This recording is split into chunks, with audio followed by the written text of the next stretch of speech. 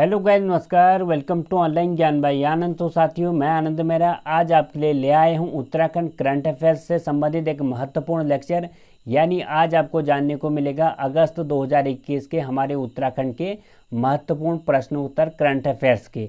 हर month के current affair हमारे इस चैनल के द्वारा आपको उस माह के अंतिम तिथि तक प्रोवाइड कर दिए जाते हैं, ताकि आपको उत्तराखंड करंट अफेयर्स का कोई भी प्रश्न आपके एग्जाम में छूटे ना। इससे पहले मंथ के करंट अफेयर आपको देखने हैं तो बिना देरी के जाएगा, प्लेलिस्ट है नीचे डिस्क्रिप्शन बॉक्स में, वहां से आप लोग उन करंट अफेयर के लेक्चरों को देख सकते हैं। चलिए आज जानते हैं उत्तराखंड करंट अगस्त 2021 के पहले प्रश्न की ओर आपको ले चलते हैं। पहला प्रश्न है, उत्तराखंड में स्वतंत्रता संग्राम सेनानियों के आश्रितों को दी जाने वाली जो कुटुंब पेंशन थी उसका नाम हाल ही में क्या रखा गया है? तो स्वतंत्रता संग्राम सेनानियों के आश्रितों को जो दी जाने वाली पेंशन थी, पहले उसका नाम कुटुंब पेंशन था, बट हाल ही में इसका नाम बदलकर सम्मान पेंशन रख दिया गया है। मोस्ट इंपॉर्टेंट प्रश्न है साथियों, आपको याद रखना है। कुटुंब पेंशन का नाम बदलकर सम्मान पेंशन रख दिया है। सम्मान पेंशन किसको दी जाती है? स्वतंत्रता संग्राम सेनानियों के आश्रितों को। दूसरा प्रश्न, मोबाइल ई कोर्ट वाला देश का पहला राज्य होगा? तो हाल ही में हमारे भारत देश के उस राज्य का नाम बताना है आपको जिसने अपने वहाँ पे मोबाइल ई कोर्ट की शुरुआत की है। पहले जानते हैं मोबाइल ई कोर्ट है क्या, फिर जानेंगे यहाँ पे कहाँ पर इसकी शुरुआत हुई। तो अदालतों में लंबित जो मामले हैं उनकी त्वरित निस्तारण और उनकी तुरंत कार्रवाई के उद्देश्य से राज्य में यानी उत्तराखंड में इसकी शुरुआत हुई है। तो उत्तराखंड में अभी प्रथम चरण में 5 जिलों में मोबाइल ई कोर्ट की सेवा शुरू हुई है। मोबाइल ई कोर्ट मतलब क्या है साथियों कि अदालत में जो हमारे कई महीनों कई सालों तक जो लंबित मामले होते हैं उनके त्वरित निराकरण के लिए उसी उद्देश्य से हमारे उत्तराखंड राज्य में अभी प्रथम चरण में 5 जिलों में मोबाइल ई कोर्ट की शुरुआत हुई है। इसके तहत साथियों जनता को उनके द्वार पर जाकर ही न्याय मिलेगा। जो प्रथम चरण में जो जनपद कवर किए गए हैं, पिथौरागढ़ किया गया है, चंपावत है, उत्तरकाशी है, टिहरी है और चमोली है। तो 5 जनपदों में प्रथम चरण में मोबाइल ई कोर्ट की शुरुआत हमारे उत्तराखंड में की है। उद्देश्य क्या है? जनता को उनके द्वार पर ही जाकर न्याय देना। तीसरा प्रश्न, तिल्लू रौतेली पुरस्कार 2021 से कितनी महिलाओं को दिया गया? तो तिल्लू रौतेली पुरस्कार 2021 कितनी महिलाओं को हमारे उत्तराखंड में दिया गया? इसका सही उत्तर है 22। साथियों, तिल्लू रौतेली पुरस्कार की शुरुआत हमारे उत्तराखंड में 2006 से हुई। यह पुरस्कार क्यों दिया जाता है, किस क्षेत्र में दिया जाता है, आपको बताएं तो महिला सशक्तिकरण के क्षेत्र में कार्य करने वाले हमारे उत्तराखंड की वे महिलाएं, वो किशोरियां जो अपना पूरा योगदान महिला सशक्तिकरण को बढ़ावा देने में देती हैं और महिला सशक्तिकरण यानी महिलाओं के लिए कार्य करती हैं। तो हर वर्ष यह तिल्लू रौतेली पुरस्कार उनको प्रोवाइड किया जाता है, चिन्हित किया जाता है इसके लिए। तो इस वर्ष यानी 2021 के लिए 22 महिलाओं को इसके लिए चुना गया। साथियों, इस वर्ष यह खास बात देखिए, हमारे जो नए मुख्यमंत्री बने हैं पुष्कर सिंह धामी जी, उनके नेतृत्व में इसकी धनराशि को अब 51,000 रुपये कर दिया गया। यानी अब जिसको भी तिल्लू रौतेली पुरस्कार मिलेगा उसको अपना जो है 51,000 रुपये यहाँ पे एक सहायता स्वरूप राशि उनको दिया जाएगा। तो आपको याद रखना है तिल्लू रौतेली पुरस्कार की शुरुआत कहाँ पे हुई? 2006 में हुई हमारे उत्तराखंड में। महिला सशक्तिकरण के क्षेत्र में हमारे उत्तराखंड की महिलाएं और किशोरियां जो एक महत्वपूर्ण योगदान देती हैं उनको यह पुरस्कार प्रोवाइड किया जाता है। तो 22 महिलाओं को इस वर्ष 2021 का यह पुरस्कार दिया गया। चौथा प्रश्न, डेनमार्क में चल रही विक्टर डेनमार्क मास्टर के पुरुष एकल में भारत का प्रतिनिधित्व करते हुए लक्ष्य सेन ने कांस्य पदक जीता। वे किस राज्य से हैं? तो लक्ष्य सेन कहाँ से? हमारे उत्तराखंड के अल्मोड़ा जनपद से। साथ एक बैडमिंटन खिलाड़ी हैं, आपको याद रखना है। तो डेनमार्क में चल रही विक्टर डेनमार्क मास्टर के पुरुष युगल में भारत का प्रतिनिधित्व जो किया लक्ष्य सेन उत्तराखंड के अल्मोड़ा जनपद से, उन्हें कांस्य पदक जीतकर हमारे उत्तराखंड राज्य का नाम रोशन किया। तो आपको याद रखना है लक्ष्य सेन का संबंध बैडमिंटन से है और कहां से है साथियों? उत्तराखंड के अल्मोड़ा जनपद से। पांचवा प्रश्न, उत्तराखंड सरकार के महिला सशक्तिकरण विभाग की ब्रांड एम्बेसडर किसे बनाया गया है? तो उत्तराखंड सरकार के महिला सशक्तिकरण विभाग के ब्रांड एम्बेसडर किसे बनाया गया है? वंदना कटारिया जी। वंदना कटारिया जी क्या थी? हमारे हॉकी टीम की। साथियों, हाल ही में जो ओलंपिक हुए थे हमारे, उसमें ये प्लेयर थी किसकी, हमारे उत्तराखंड की साथियों। तो हॉकी में इनका चयन होता, ओलंपिक इनने खेला था और ओलंपिक में भी उनने एक कारनामा दिखा दिया, लगातार हैट्रिक मार दी साथियों गोलू की, आपको ध्यान रखना है। तो उत्तराखंड सरकार के महिला सशक्तिकरण विभाग की ब्रांड एम्बेसडर किसे बना गया है, वंदना कटारिया जी को, जो एक हॉकी प्लेयर है और ओलंपिक में इनने प्रतिभाग किया हुआ था। छठा प्रश्न, हाल ही में मुख्यमंत्री उत्तराखंड द्वारा लच्छीवाला नेचर पार्क का लोकार्पण किया गया और इसकी तिथि क्या है। तो 14 अगस्त 2021 को हमारे उत्तराखंड के नए मुख्यमंत्री पुष्कर सिंह धामी जी द्वारा उत्तराखंड में लच्छीवाला नेचर पार्क का लोकार्पण किया गया। वो कहाँ पे किया गया, देहरादून में 14 अगस्त 2021 को। सातवां, उत्तर प्रदेश सरकार ने काकोरी कांड का नाम बदलकर क्या रख दिया गया है। साथियों आप लोग अवगत होंगे काकोरी कांड से, जो एक हमारे पूरे भारत देश में दो स्वतंत्रता सेनानी थे हमारे लिए साथियों, ब्रिटेन से लड़े थे साथियों और आज़ादी के लिए उनने अपने प्राण न्यौछावर कर दिए थे, उसी से संबंधित हमारा एक काकोरी कांड। साथियों यहाँ पे कांड शब्द थोड़ा सा एक अटपटा लग रहा था, तो हमारे जो यूपी के सीएम हैं योगी आदित्यनाथ जी, उनके जहन में यह प्रश्न आया, जो काकोरी कांड 9 अगस्त 1925 को हुआ था साथियों। आपको बता दें काकोरी कांड में हुआ क्या था। तो सहारनपुर से लखनऊ जा रही ट्रेन है जिसमें गोला बारूद ये चीज़ें भरी हुई थी, उसको काकोरी जगह पर लूट लिया गया, यानी पूरी ट्रेन लूट दी गई थी और जिसे काकोरी कांड दिया गया।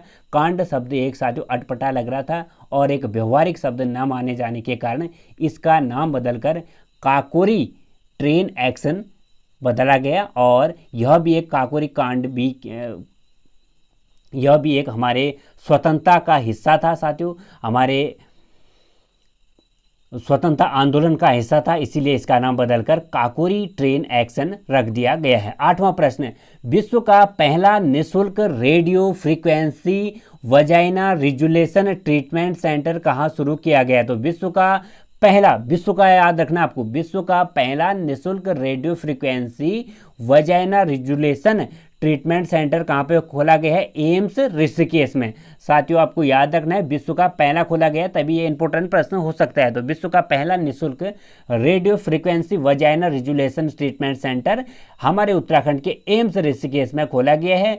वजाइना से संबंधित हमारे महिलाओं को कई समस्याएं होती हैं, उनके निराकरण के लिए यह ट्रीटमेंट सेंटर एम्स ऋषिकेश में खोला गया है। 9वां प्रश्न, हाल ही में स्वर्गीय इंद्रमणि बडोनी जी को 22वीं पुण्यतिथि 18 अगस्त 2021 को मनाई गई थी, तो उन्हें किस नाम से जाना जाता है। तो इंद्रमणि जी को हम क्या जानते हैं, पहाड़ का गांधी के नाम से। तो आपको याद होना चाहिए इंद्रमणि जी को हम पहाड़ का गांधी के नाम से जानते हैं। तो हाल ही में इनकी 22वीं पुण्यतिथि मनाएगी 18 अगस्त 2021 को, तो इनका जो उपनाम है पहाड़ का गांधी है। 10वां प्रश्न, बीबीसी के रियल ऑनलाइन फिल्म फेस्टिवल में उत्तराखंड की मोतीबाग डॉक्यूमेंट्री फिल्म को भी शामिल किया गया है।